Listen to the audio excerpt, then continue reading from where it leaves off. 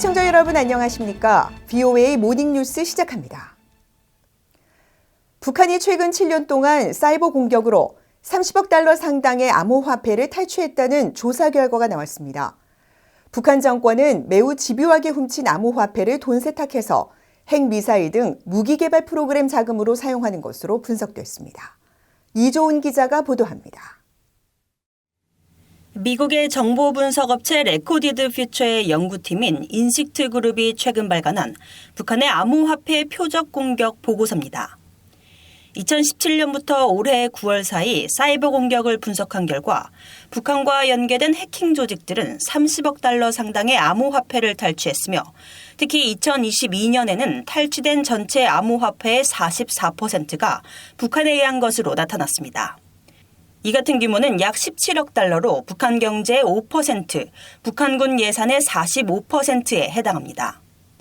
보고서를 작성한 레코디드 퓨처의 미치 하자드 연구원은 4일 VOA의 전화 인터뷰에서 상대적으로 규제가 적은 암호화폐 분야를 겨냥한 사이버 공격은 국제사회의 각종 제재를 받고 있는 북한에게 매력적인 수입원이라고 지적했습니다.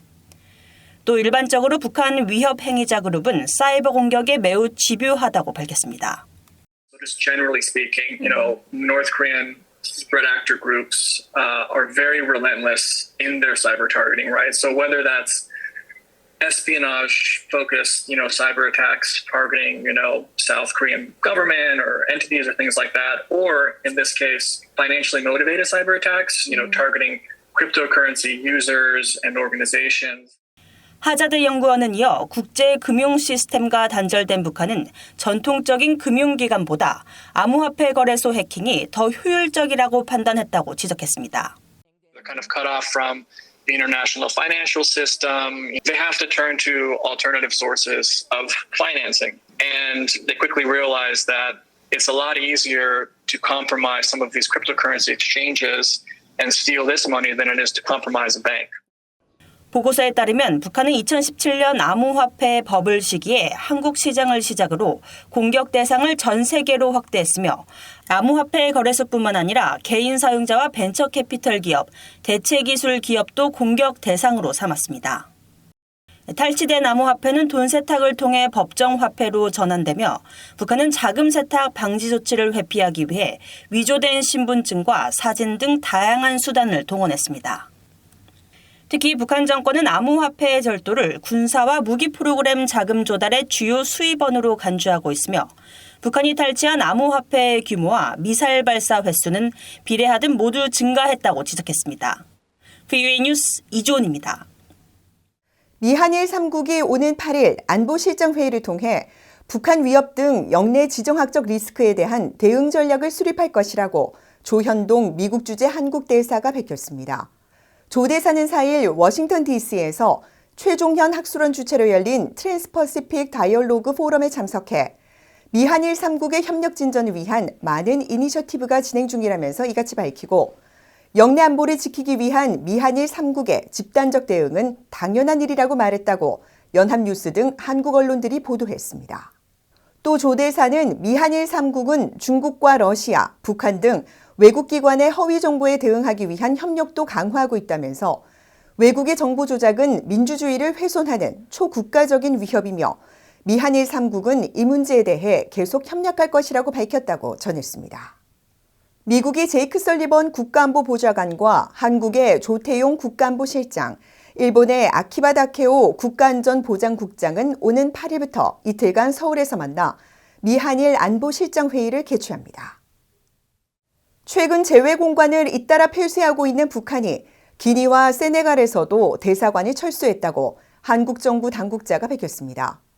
한국 외교부 당국자는 5일 기자들을 만나 최근 북한이 기니와 세네갈에서 공관을 철수한 사실이 확인됐으며 북한은 이 두 나라를 포함해 네팔과 방글라데시, 스페인, 앙골라, 우간다 등 모두 7개국에서 공관 철수를 완료했다고 말했다고 중앙일보와 연합뉴스 등 한국 언론들이 보도했습니다.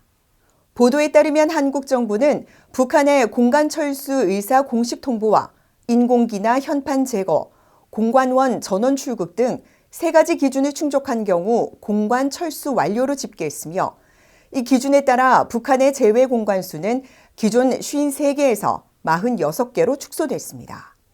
또 북한의 콩고민주공화국 주재 대사관과 홍콩 총영사관은 현재 철수 작업이 진행 중이며 페루 주재 대사관은 2017년 북한의 6차 핵실험으로 페루 당국이 북한 외교관 전원을 추방한 이후 활동이 없는 상태입니다. 한국의 대학생과 대학원생 10명 중 6명 이상은 북한의 핵 문제가 해결돼야 통일이 될 수 있다고 인식한다는 설문조사 결과가 나왔습니다. 한국 외교부는 지난 10월 중앙대와 설문조사 전문기관인 현대리서치가 공동으로 한국 내 대학생과 대학원생 500명을 대상으로 통일 외교 인식 설문조사를 실시한 결과 이같이 파악됐다고 5일 보도자료를 통해 밝혔습니다. 한국 외교부에 따르면 조사 결과 응답자의 63.2%는 북핵 문제가 해결돼야 통일이 될 수 있다고 답했고 반대로 통일이 돼야 북핵 문제가 해결될 수 있다는 응답자는 18.6%에 그쳤습니다. 또 북한 인권이 개선돼야 통일이 될 수 있다는 응답자는 46%로 통일이 돼야 북한 인권이 개선될 수 있다는 응답자 31%보다 많았고 한반도 통일을 위해 가장 필요한 것에 대한 질문에도 북한의 완전한 비핵화라는 응답이 28.2%로 가장 많았습니다. 외교부는 이 같은 결과에 대해 응답자 다수는 북한의 비핵화와 북한 인권 개선이 통일을 통해 해결해야 할 문제라기보다 통일을 위해 선제적으로 해결돼야 하는 전제 조건이란 인식을 가진 것으로 나타났다고 설명했습니다. 1950년 12월 한국전쟁 장진호 전투에서 실종된 미군 병사의 유해가 73년 만에 미국 알링턴 국립묘지에 안장됩니다. 미국 육군 인사사령부는 2018년 북한에서 넘겨받은 유해들에 대한 유전자 조사 등을 거쳐 신원을 최종 확인한 고든 메카시 상병의 유해 안장식을 오늘 14일 미국 버지니아주 알링턴 국립묘지에서 엄수한다고 4일 보도자료를 통해 밝혔습니다. 미국 국방부 전쟁포로 실종자 확인국에 따르면 메카시 상병이 소속됐던 미군 제7보병사단의 부대는 1950년 12월 장진호 인근 저수지에서 적군의 공격을 받았으며 당시 20세였던 메카시 상병은 생사가 확인되지 않은 실종자로 처리됐습니다.